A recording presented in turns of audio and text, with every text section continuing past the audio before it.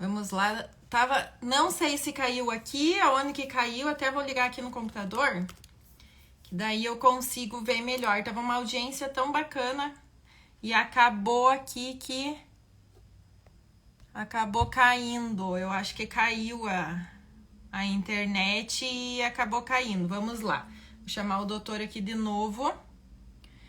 Acredito que acabou caindo e o doutor caiu e eu estava vendo. Ah, ótimo. É que acontece, gente. Coisa ao vivo é assim mesmo, né?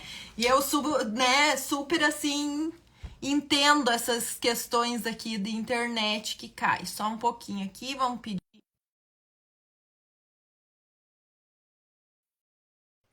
Vamos lá.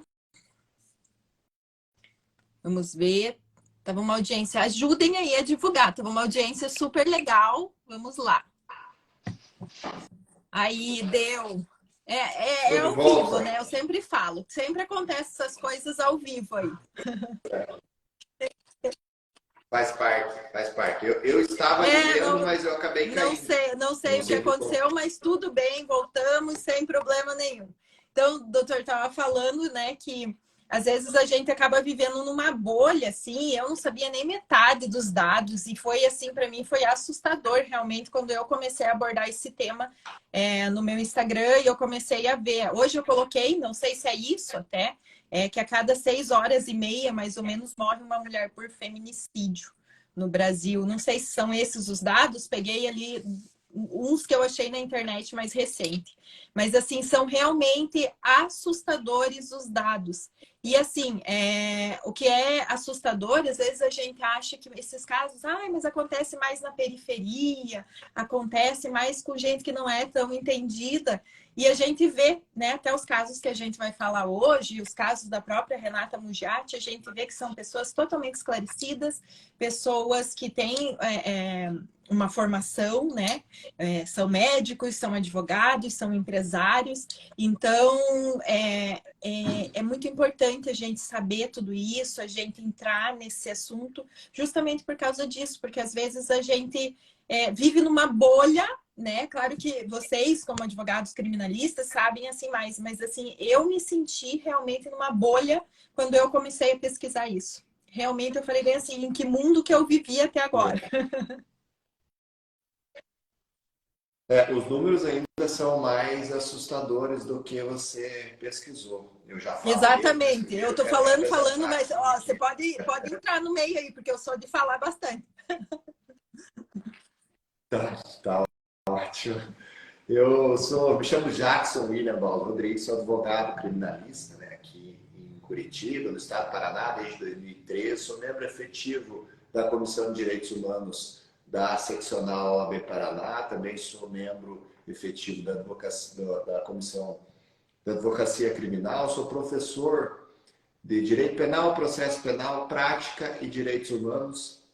E há algum tempo já me dedico aí às questões relacionadas ao feminicídio, me dedico também a, ao trabalho na advocacia criminal, atuando como assistente de acusação, como nesses casos que você relatou, né, que nós vamos falar um pouco mais depois. E acredito que, acima de tudo, para mim, é muito difícil falar de feminicídio, porque eu sou homem, né? Então eu não estou inserido aí nesse ódio que as pessoas têm contra as mulheres, né? Não é uma discriminação contra os homens. Então há que ser feito um esforço descomunal para se colocar na pele da mulher e entender quais são os seus problemas, as suas frustrações aí nessa discriminação que há enraizada na nossa sociedade, né? Isso não é uma coisa inventada do dia para a noite, mas é algo que já vem a longo período de forma cultural, econômica, né? Enraizada na nossa sociedade. Então, para mim,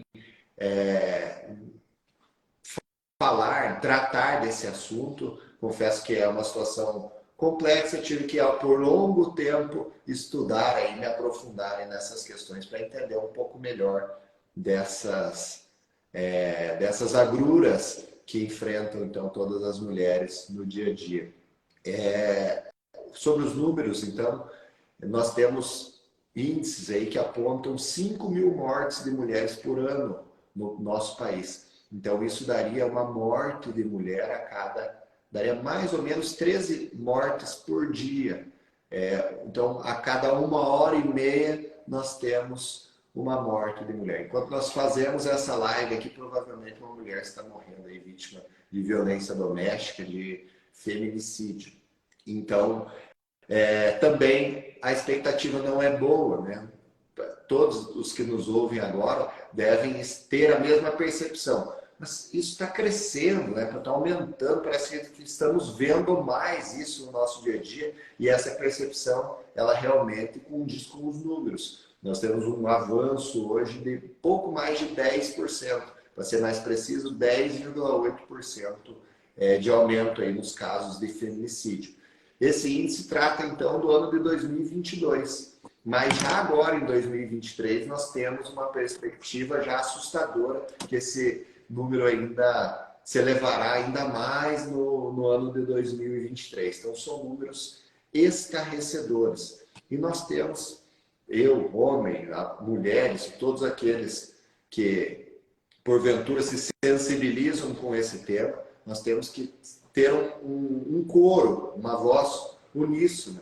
Basta, né? Já deu, não tem mais como tolerar esse tipo de violência contra as nossas mulheres, né? Que são nossas mães, nossas irmãs, nossas filhas, né? Então, ainda que eu, na condição de homem aqui, devo lutar, e lutar muito, porque tenho a minha mãe, tenho a minha esposa, tenho a minha filha, né? Eu tenho uma filhinha de 1 ano e 8 meses, então, que certamente sofrerá todos esses males aí da sociedade contra a mulher, né? Ou, né, aquele que tem filha acha que vai protegê-la aí numa bolha, né? Vai mantê-la aí imune de qualquer mal relacionado aí à violência doméstica e familiar, né? Isso é uma grande mentira, uma grande utopia. Vai sofrer e vai sofrer muito. Talvez a próxima Renata, a próxima Suelen, a próxima Rosélia seja minha filha, seja sua filha, né? Então, nós devemos lutar e lutar com muita força para que os direitos das mulheres eles se expandam, né? Eles cresçam E eu cada vez vi, doutor, mais. que agora, né, com o confinamento que houve, da pandemia, tudo aumentou muito mais, né? Porque elas passaram a viver dentro de casa, né? Bem inicialmente, né? Todo mundo dentro de casa confinado, e passaram a conviver com o próprio assassino ali, né? Dentro de casa. Por muito mais tempo, e até dificuldade de sair, talvez, para denunciar ou algo assim. Então, eu vi que cresceu muitos índices após a pandemia. Esse número de 10,8%, ele sem dúvida nenhuma, um reflexo da pandemia, né? Em primeiro lugar, a mulher conviveu mais com o marido nesse período, o aumento do uso de álcool dentro das residências, né? Na nossa sociedade também o número de pessoas que utilizam o álcool, né? Que tem aí uma regularidade na utilização do álcool muito alto. Então, isso também desencadeia aí um estado psicológico alterado que pode levar, sem dúvida nenhuma, a uma violência e, por fim, culminar até no feminicídio, né, que é o nosso assunto de hoje. Mas a pandemia, sem dúvida nenhuma, alterou os ânimos, alterou esses números e levou também a mulher a denunciar mais. Então, quando chega a um ponto em que não tem mais solução, já não aguenta mais, a mulher vai até a delegacia, vai fazer a sua denúncia lá. Hoje nós conseguimos fazer essa denúncia até pelo site aqui na Polícia Civil do Estado do Paraná. Então a mulher passou a denunciar mais também após a pandemia. Os sistemas melhoraram também com a pandemia, né? O virtual passou a ser mais presente na vida das pessoas e também ter um olhar com maior atenção do E Estado. eu só queria que, até era uma dúvida, até que surgiu até no Instagram, se todo crime contra a mulher é feminicídio. Então, né, existe lá o latrocínio, enfim. O que é o feminicídio em si?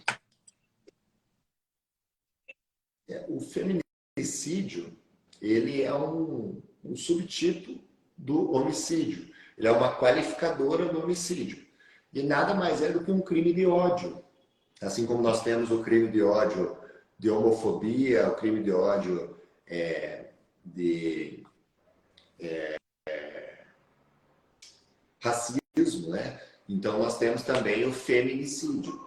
Está muito ligado, intimamente ligado à misoginia, né? Então a misoginia seria uma aversão ao sexo feminino. Então, com essa descrição, nós chegamos ao crime de feminicídio. Então, eu trouxe uma qualificadora do homicídio. O homicídio por si só já seria um crime bastante grave, mas o homicídio qualificado pelo feminicídio agrava ainda mais. Então, nós temos uma pena bastante elevada de 12 a 30 anos para os crimes qualificados. Então, esse crime de ódio, ele é em razão do sexo feminino, mas não significa, então, que a mulher seja sempre vítima de feminicídio. Não é o caso, né? A mulher pode, em um assalto, por exemplo, ser morta, né? E aí seria um caso também um homicídio qualificado, mas não pelo feminicídio, né? Ou talvez um latrocínio, né? Alguma coisa nesse sentido. Mas o crime de feminicídio, ele exige, então, que tenha sido cometido em razão de se tratar de mulher, de pessoa do sexo feminino, né? 50% de todos os crimes de feminicídio, ele engloba, então, ciúmes e, eu anotei aqui o outro, pedido de separação e suspeita de adultério. 50% de todos eles são relacionados a esses três temas, né? Então, o marido insatisfeito com a separação, ou o marido se sentindo traído, e às vezes nem essa traição sequer existiu, isso é uma coisa criada, exatamente, o inimigo imaginário, culmina em metade deles no crime de feminicídio. O feminicídio, ele é a ponta do iceberg, porque a mulher já vem sofrendo diversas violências. Não pensa que um marido acorda um dia e fala, vou matar essa mulher aí hoje, porque eu acho que não. Acho que hoje é o dia dela morrer e vou matar ela. De jeito nenhum. Ela, não raras vezes, sofre todos os tipos de violência, psicológica, física, né? Diante dos filhos, na maioria das vezes diante dos filhos, essas violências, e até que chega ao cume, né? ao final, ao cabo lá, que seria o crime de feminicídio. Então, é um caminho, um trajeto, que na maioria das vezes a mulher vai percorrendo. E aí o alerta, né? Para que a mulher sempre tenha uma visão de águia, né? Para quando se relacionar com outra pessoa, né? Como é que ele como é que ele te trata, né? Como é que é o dia a dia dessa pessoa, né? Em algum momento ele demonstrou violência, né? Demonstrou um comportamento agressivo, né? Então esse cuidado a mulher precisa ter já desde o início da relação, porque muito provavelmente essa lesão, né? Ela vai evoluindo, ela vai hoje diminuindo a mulher diante dos seus familiares, diante dos seus amigos, amanhã um empurrão, um apertão, um beliscão, e depois, subsequentemente, essa violência vai crescendo, né? Um tapa, um soco, né? No caso da Mugiati, então nós vimos isso, né? Lá no Tribunal do Júri, a gente conseguiu visualizar bem que essa morte, né, entre aspas, não aconteceu do dia para a noite, né? Ela já vinha sofrendo uma série de agressões físicas, inclusive, né? A Mugiati, então, não, a princípio não havia, me corrija se eu estiver errado, até não havia Acho que não nenhum tinha. boletim de ocorrência anterior relatando essas agressões. Mas elas são muito, esses boletins são muito visíveis na maioria dos casos. Então, a mulher faz aquele boletim de ocorrência e por circunstâncias ali da vida, do cotidiano mesmo, ela acaba retornando com aquele agressor, né? O agressor vai lá, é o lobo na pele do cordeiro, vai lá e diz, não, tá tudo bem, agora eu vou procurar uma ajuda psicológica, ou Eu eu nunca mudei. mais vou fazer isso, eu te amo, te mando flores, né? Eu mudei, agora eu mudei, né? É, No encerramento lá do júri é nós bem temos, inclusive, isso que eu um lembrei. poema, né? Aham. Do que o te mandei, tá tudo Uhum, bem porque te mandei flores, né? uhum. Tá tudo bem porque recebi flores, né? E ao final, então, as flores são lá É. pro enterro, né? E essa violência, ela tende a sempre crescer, né? No caso Suelen, por exemplo, nós tivemos uma evolução típica mesmo, né? do feminicídio. Aquele marido carinhoso, aquele namorado carinhoso que entregava do bom e do melhor, os presentes, e depois um aprisionamento dela, não permitia que ela tomasse algumas atitudes, não permitia que ela saísse, acabou aprisionando, que também Uhum. aconteceu com a Mugiati, né? Ela acabou sendo aprisionada do contato com os familiares, com os amigos, e depois de um período, e não é do dia para a noite também, isso demorou aí cerca de 4, 5 anos para começar a aparecer a violência física.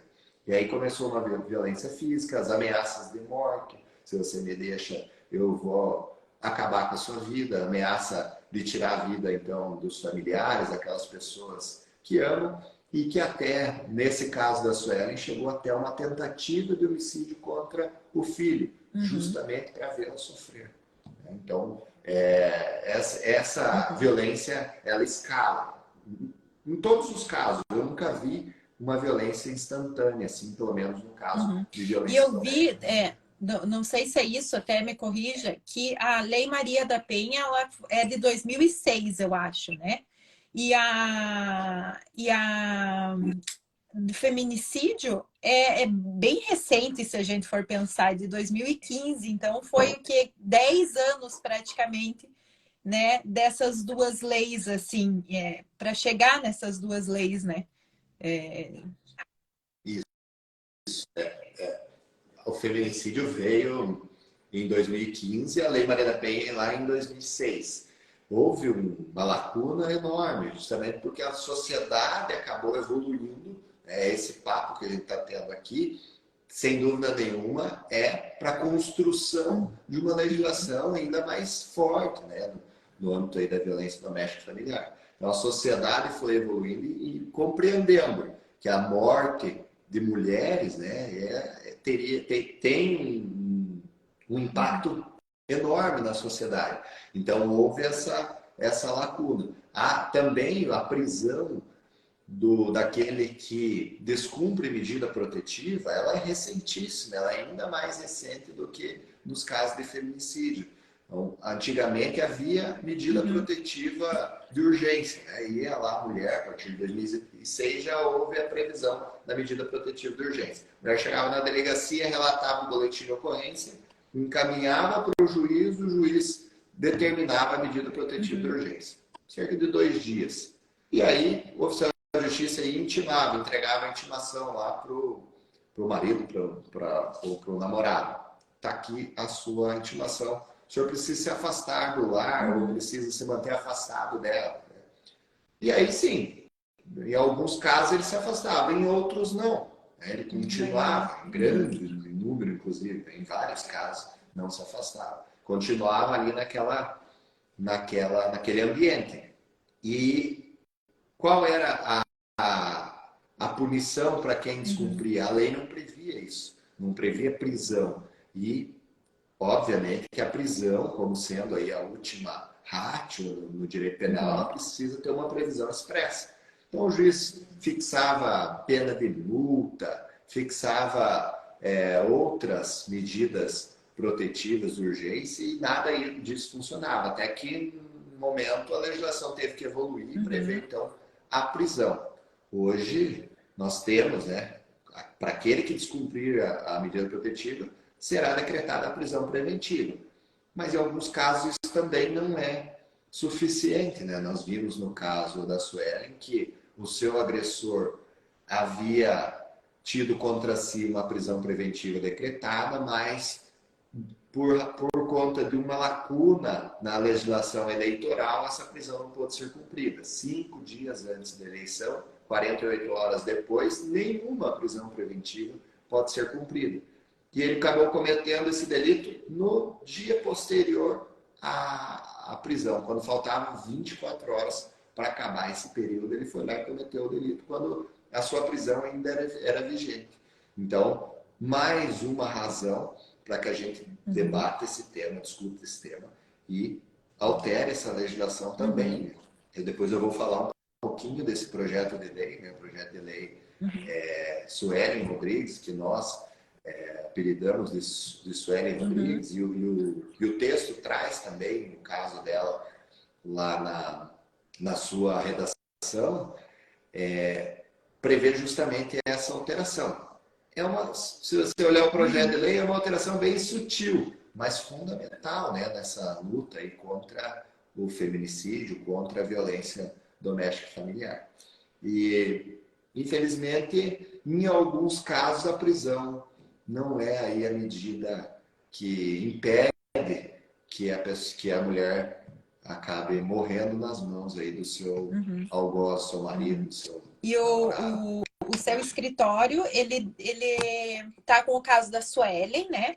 Eu não sei até que ponto você pode falar isso, né? Isso você vê. E com o caso da Rosélia também, né? Que é uma empresária agora bem recente, né? O caso dela, né? Que eu fui ver. E eu vi que tá com esses 2 casos de feminicídio, assim, que a gente vê mais na mídia, né? E eu queria que você falasse um pouco, posso chamar de você, né? Um pouquinho mais sobre esses casos, para quem não conhece esses casos da Suelen e da Rosélia. Falasse brevemente sobre o caso.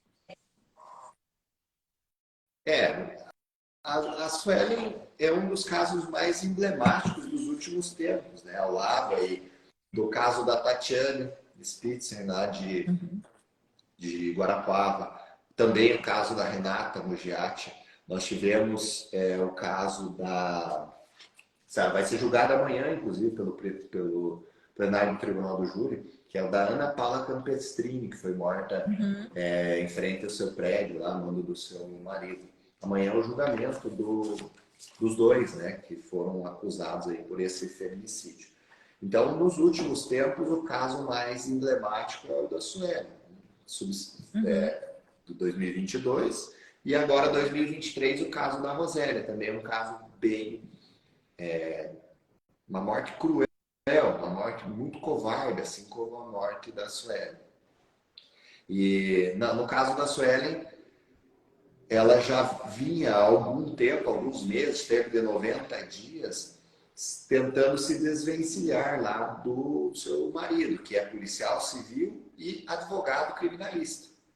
Então, tentava ali há cerca de 90 dias sair da casa. Ela deixou a casa, permaneceu com a irmã por um tempo e decidiu que o melhor para ela seria vir para Curitiba. Então, vir morar em Curitiba para ficar afastada dele.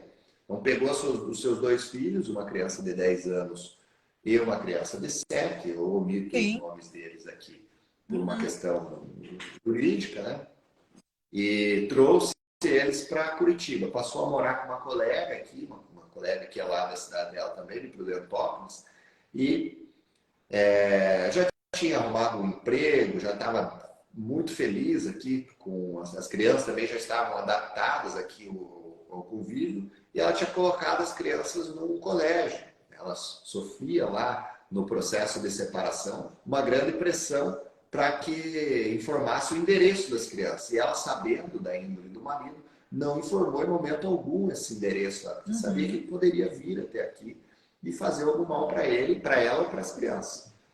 E aí colocou as crianças num colégio aqui. E aí teve que pedir a vaga, né? Teve que informar a vaga lá para o colégio lá de Prudentópolis.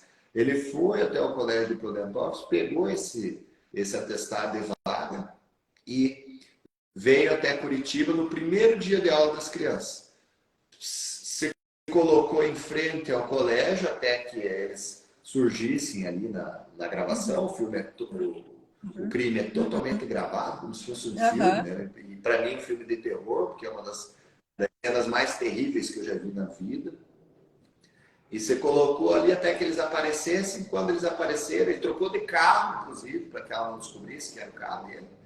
Desceu correndo do carro, já sacou uma arma aqui e, em mãos a arma, ameaçou ela, né? Conversou por algum período, disse alguma coisa. E a primeira coisa que ele disse para ela, né, quando ela, certo, disse que não ia voltar com ele, que não aceitava mais o retorno, foi apontar a arma para o seu filho, de 10 anos.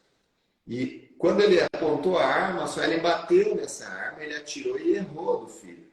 Mas como ele errou do filho, ele direcionou essa arma para ela e deu mais 4 tiros nela. O primeiro já fatal, em cima do coração, que acabou levando ela à morte ali, diante dos filhos, em frente à escola, né, em plena luz do dia, cerca de 1 hora, mais ou menos, e debaixo de uma câmera de monitoramento que acabou gravando, né? Por sorte, acabou gravando tudo.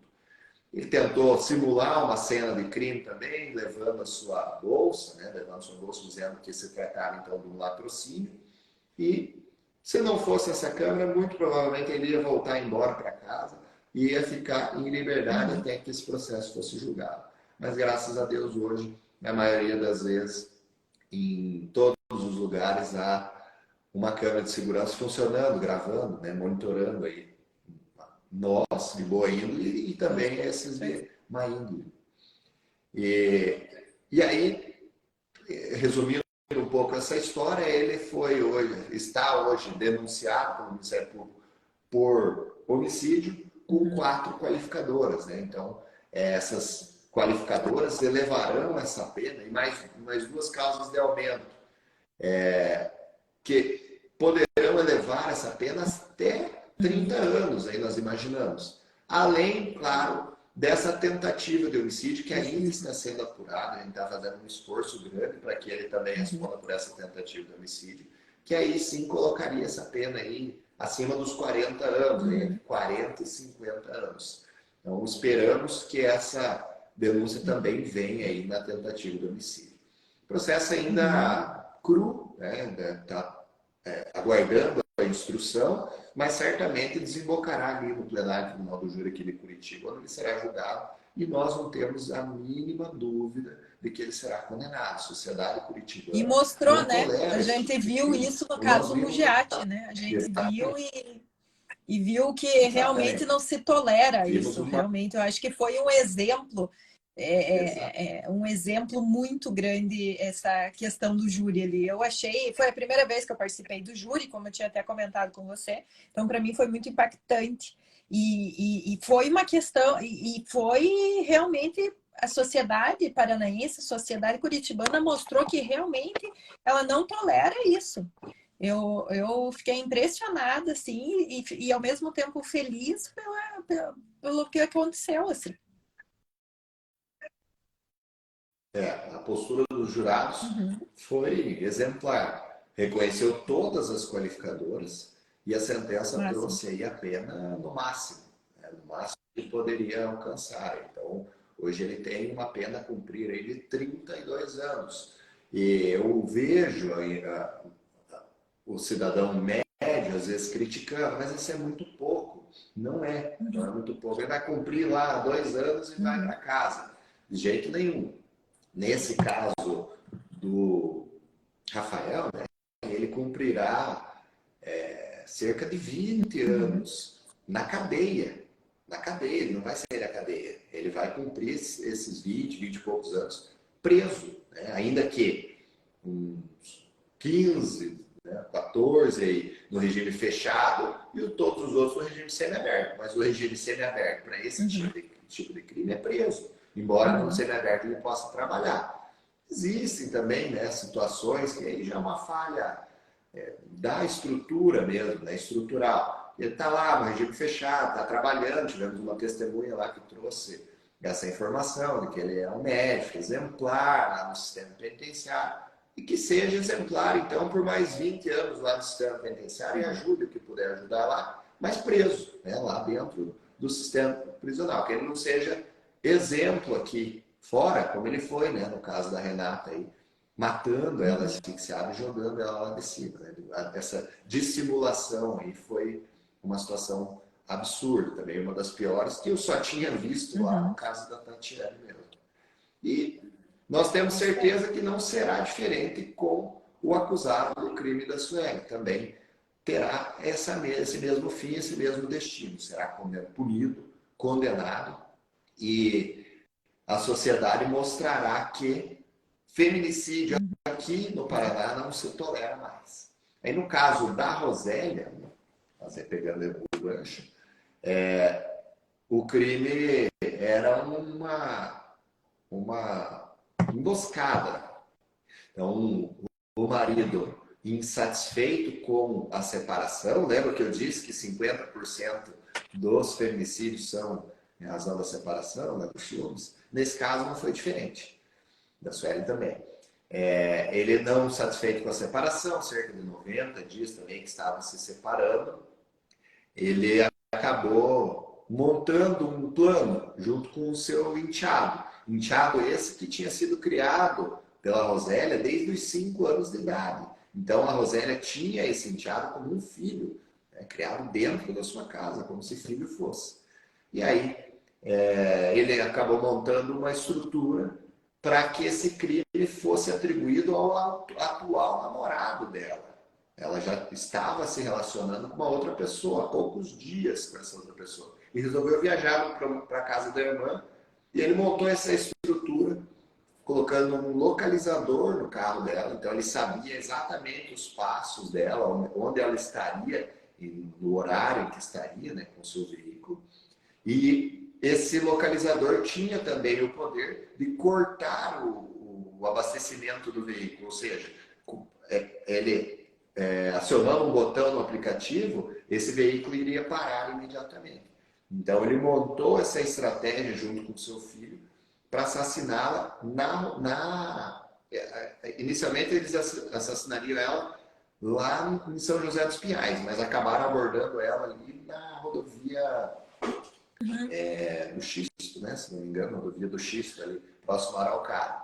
E para o azar dele, o que aconteceu? Tinha também uma câmera de monitoramento, tanto no lugar onde foram abordados, como no lugar onde o crime aconteceu. É mais um crime que foi filmado. Então, ele tomou ela ali no veículo, levou ela até um ponto ali próximo a Reparo, em frente a Reparo, onde haviam 2 câmeras de monitoramento, e ela tentou correr do carro, porque não era uma mulher boba de jeito nenhum, tentou fugir, correr, pedir socorro. Ele saiu correndo atrás dela e atirou nas costas dela. Um tiro nas costas, 2 tiros na cabeça, que foram a causa da morte. Né? Então, nós temos aqui, nesse caso, 3 qualificadoras: emboscada, temos motivo torpe e o feminicídio, e além de uma causa de aumento para o Dirceu, por estar ele à frente do crime, por organizar, por idealizar esse crime. Então, uma causa de aumento para ele, que também elevará essa pena aí a 30 anos, 30 e poucos anos.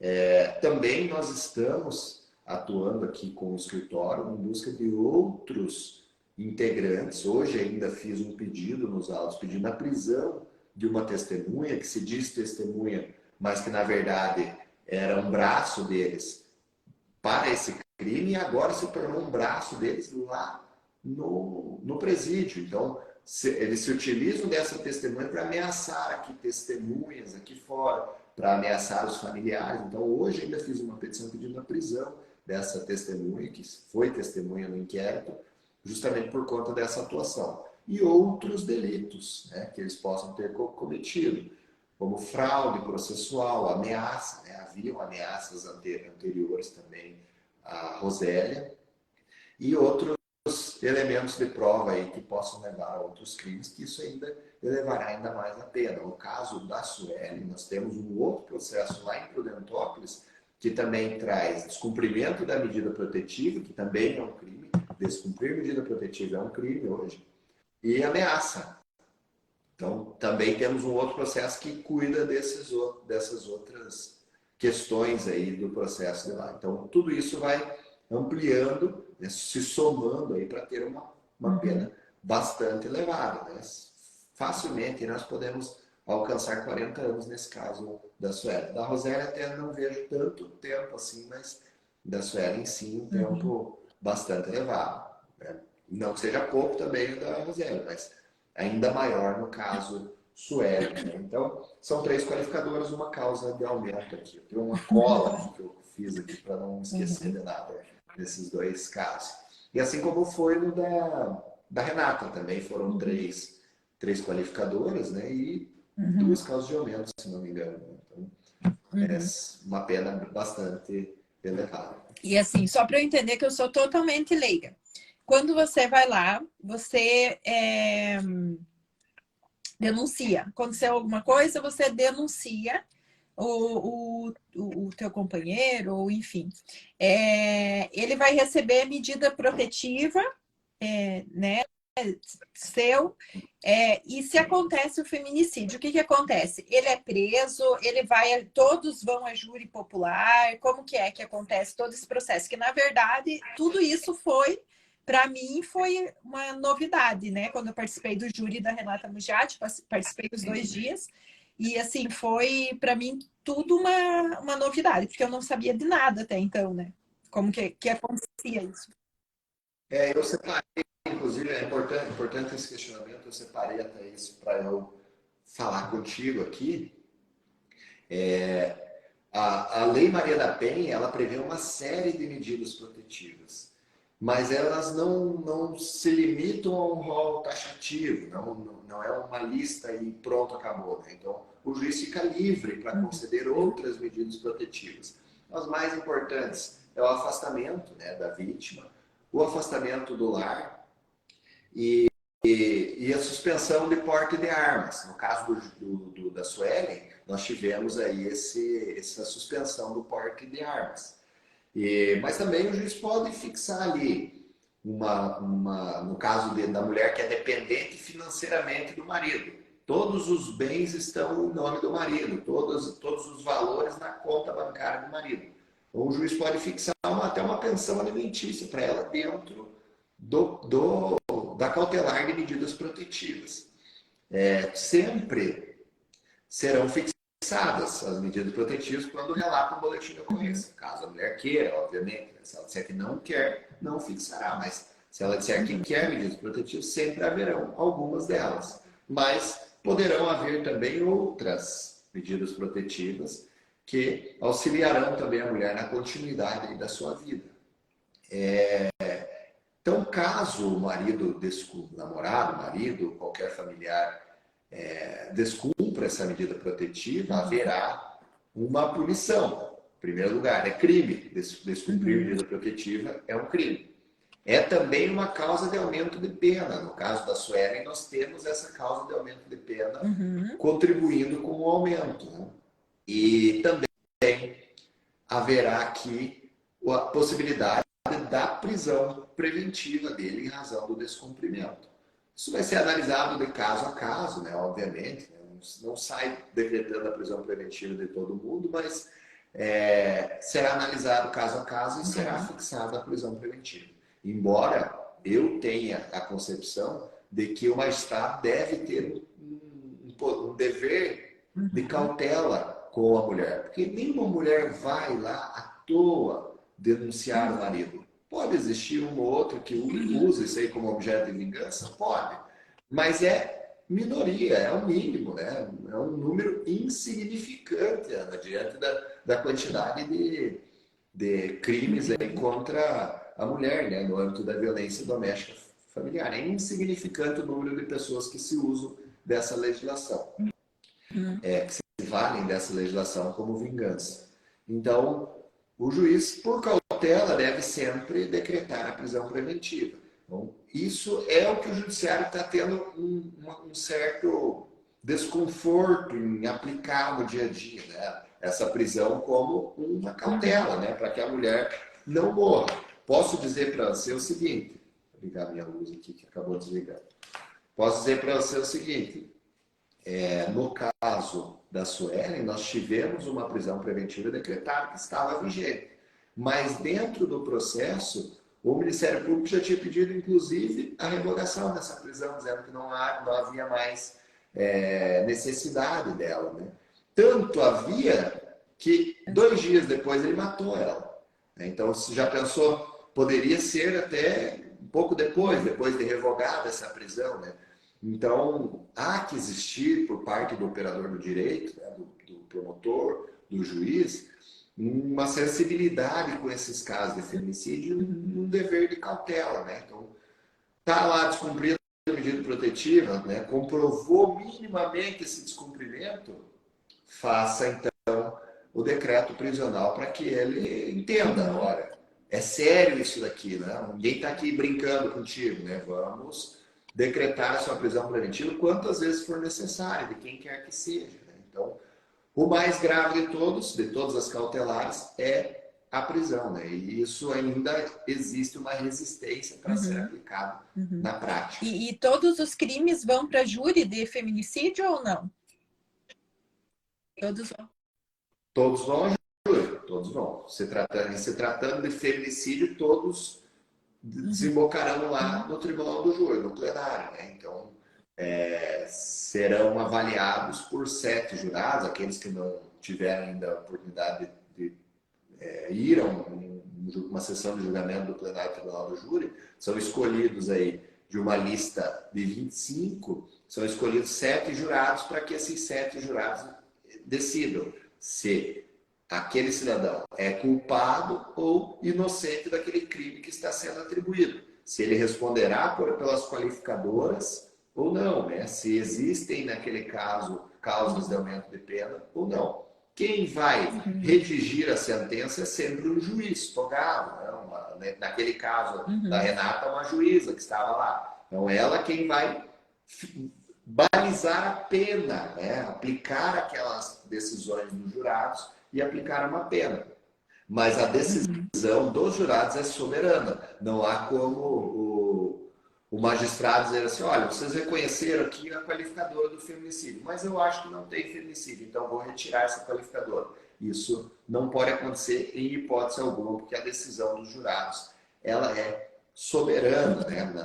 Não pode ser modificada, nem pelo Tribunal de Justiça. Então, no caso aí da Renata Mugiati, se o advogado se sentir no direito, né, se sentir descontente com essa sentença, o que ele pede no tribunal é a anulação desse julgamento. Então, por alguma falha no julgamento, né, por alguma nulidade que ele possa ter aventado, levantado, né, não sei se você percebeu que no início lá ele faz alguns apontamentos em razão da testemunha que estava lá na Bahia e que não foi intimada. Então, isso é uma tentativa de levantar uma nulidade para anular esse processo, esse julgamento lá. Então, a única saída, o único mecanismo de defesa aqui é anular tudo que foi produzido ali e ter um novo julgamento.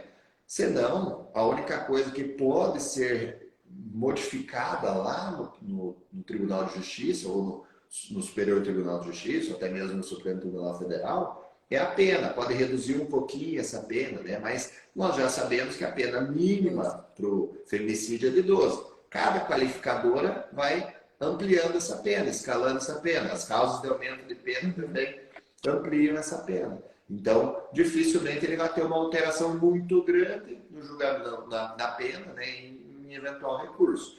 E anular aqui o feminicídio de jeito nenhum. Né? Ele vai permanecer, a não ser que seja anulado a sessão completa. E né? o Rafael pegou a pena máxima, né? Que foi os 30 anos e mais, né? Isso. Ele alcançou a pena máxima, né, para o crime de homicídio qualificado, né? Para o feminicídio. A máxima seria 30, né? Então, ela até exasperou um pouquinho mais do 30 lá, justificando. Deu 31, justificando esse aumento, e mais 3 meses, se não me engano, aí de de fraude processual, 6 meses de fraude processual e 3 meses de uma outra coisa que eu não me recordo agora. Então subiu um pouquinho ali a pena. Mas essas penas elas são cumpridas, essa da fraude processual nem é cumprida é fora disso. Então ele vai cumprir aqui essa pena, que é uma pena de prisão, efetivamente, e aí depois cumprirá essa pena que é de detenção, que é lá da fraude processual e do outro crime que eu não me recordo agora. Mas é a pena máxima, exemplar, punição exemplar. Tenho certeza que para outros que tiveram contato com esse caso, vão pensar 2 vezes antes de fazer o mesmo que ele. Não se atrevam a fazer o mesmo que ele, que certamente vão ter o mesmo destino. Exatamente. Crime perfeito não existe. Né? Não existe o advogado milagreiro, né? Tem muito advogado aí que está ofertando serviços milagrosos, né? Não, nós vamos aqui fazer isso, fazer aquilo, fazer aquele outro. Isso muito provavelmente não alcançará aí o resultado que pretende. Acontece às vezes, né? Uma situação ou outra aí de encontrar uma nulidade, anular um julgamento, dar um excesso de prazo para colocar o cliente em liberdade. Às vezes acontece, mas isso não está mais se tornando a regra, né? Já foi regra. Hoje não. Hoje, Renata Mugiati tinha um excelente advogado sentado lá? Tinha, né? Na defesa do Rafael. Tinha um excelente advogado lá cuidando do caso dele. 31 anos de pena. Tatiana Spitzer, não preciso nem falar desse advogado, né? É um excelente advogado, um dos advogados mais requisitados hoje no estado do Paraná, quiçá no Brasil. Mais uma paulada lá, né? Até agora está preso, ninguém saiu. O mesmo acontecerá com os Jamos. Tenho certeza. Eles têm 8 advogados cadastrados no ProJúri. Tenho certeza que terão o mesmo destino. Poderia colocar mais uns. Poderia colocar um número até maior. É só fazer número. Né? Isso não vai causar nenhum resultado, impacto de mudar o rumo dessa. A verdade ela está posta, né? Não há como recontar a história, né? Não há como dizer que aquela câmera de segurança não filmou aquilo que efetivamente filmou, né? Não há, no caso da Renata, a perícia, né? O osso quebrado, né? Não há como dizer que aquele osso efetivamente não foi quebrado. E por esganadura. E outros elementos também que trouxeram ali ao convencimento dos jurados. Né? Então, não há como recontar a história. E certamente essas pessoas terão um fim trágico para eles, né? E terão uma resposta da sociedade aí como uma pena elevadíssima. Doutor, está quase dando 1 hora aqui. Quero deixar gravada essa live, mas eu queria que você falasse um pouquinho mais sobre aquela lei da Sueli Rodrigues que você comentou. Que você até tinha comentado comigo sobre ela. Isso mesmo.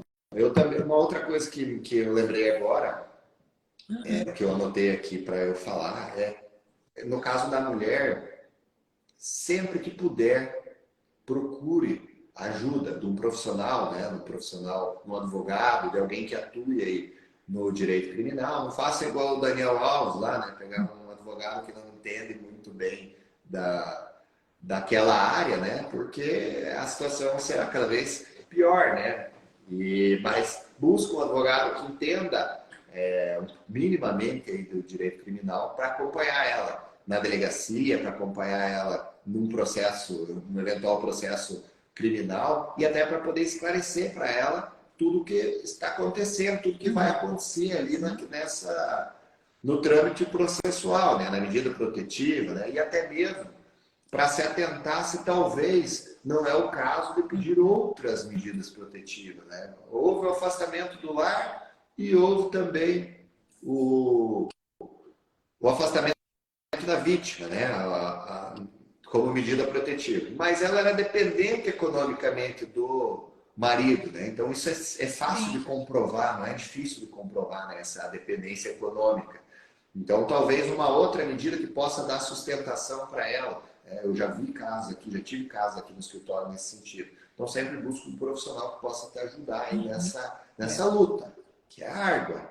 Esse machismo é enraizado, né? Como nós temos lá no início, né? Não é diferente lá no judiciário, né? Eu relatei aqui para vocês, no caso da Sueli, o Ministério Público do Estado do Paraná pediu a revogação da prisão do assassino por não entender que não havia mais necessidade, mesmo com 3 descumprimentos de medida protetiva.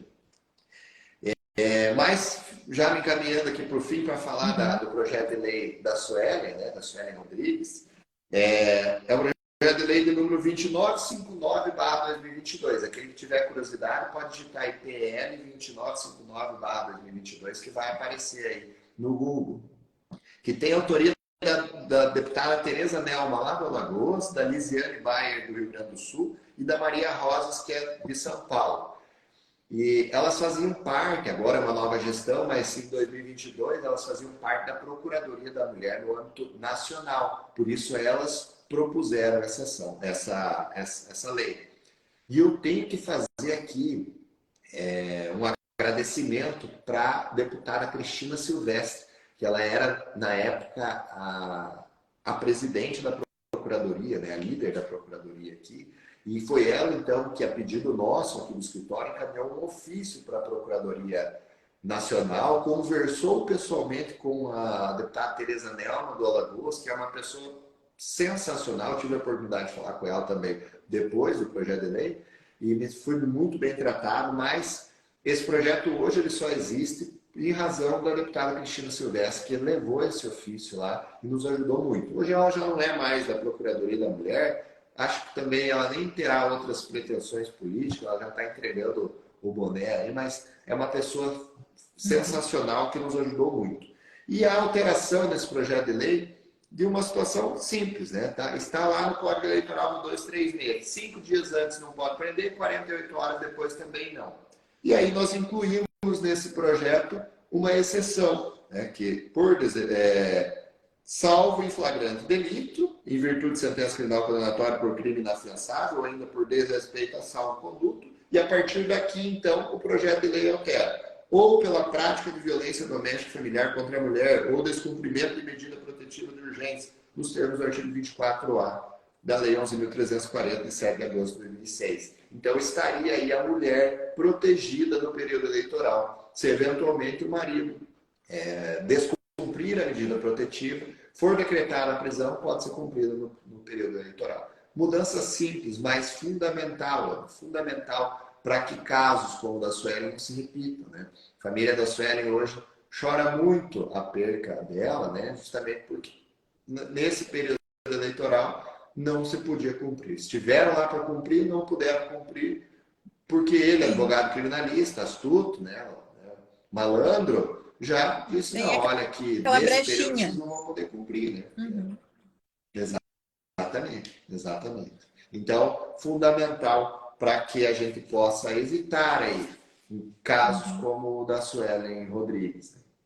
E já aqui me despedindo, eu quero agradecer muito nessa oportunidade de levar aí para os seus seguidores esse tema de especial relevância. Quero me colocar sempre à disposição de ti e de todos os seus seguidores, sempre que tiverem dúvidas. Eu sou muito solícito, então talvez não responda assim com a agilidade que deveria, mas sempre respondo absolutamente tudo lá no meu Instagram, no meu WhatsApp, tem link lá na minha bio do WhatsApp, e sempre estou à disposição para sanar dúvida, para te ajudar em algum caso que possa estar aí pendente de julgamento. E agradecer demais você e aqueles que estão aqui conosco aqui desde as 7h30 da noite, 1 hora. Imagina, eu que agradeço, doutor. É um tema extremamente importante. Até o pessoal ali no começo tinha falado isso, né? Da importância da gente sempre falar sobre isso. Sempre tem que mostrar isso e falar, porque às vezes o assassino é o nosso vizinho do lado e a gente não sabe. Né? Então, eu que agradeço por todos que passaram aqui na live também. Vou deixar gravada a live, porque é de extrema importância essa live. E agradeço imensamente você. E a próxima vez que vier aqui, com certeza viemos com novidades do caso Suelen, com prisão, com júri, com certeza nós vamos ver falar mais sobre isso também, porque tem muito assunto, né? A gente fez um breve resumo de tudo ali, mas tem muito assunto para ser falado sobre o feminicídio. Então, agradeço imensamente e a próxima vez, com certeza, vamos estar falando aí das coisas boas, né? Que nem eu falei, tudo, que nunca vai trazer elas de novo, Suelen, a Mugiati, a Rosélia, mas já é né, uma alegria para a gente saber que a justiça existe e que a nossa população, a população curitibana, a população paranaense não quer isso mais, que eles estão atentos a isso. Então, é muito importante isso e a gente sempre tem que levar esse assunto para quanto mais pessoas aí puder. Exatamente. As pessoas estão cada vez mais engajadas nesse tema e eu tenho certeza que não há retrocesso, pelo menos nesse ponto. Nós seguiremos aí com cada vez mais pessoas tratando desse assunto, falando sobre o feminicídio e tendo repulsa àqueles atos machistas, né, e esses crimes, né, cruéis e repulsivos mesmo, que ninguém consegue mais tolerar esse tipo de Muito situação. obrigado, doutor. Boa noite a todos. E, mais uma vez, obrigado por estar aqui esclarecendo. Vou deixar seu contato lá também no meu Instagram, tudo para as pessoas que tiverem dúvida, quiserem falar alguma coisa, te procurarem lá. Obrigado. Perfeito, obrigado. Um abraço. Tchau, tchau.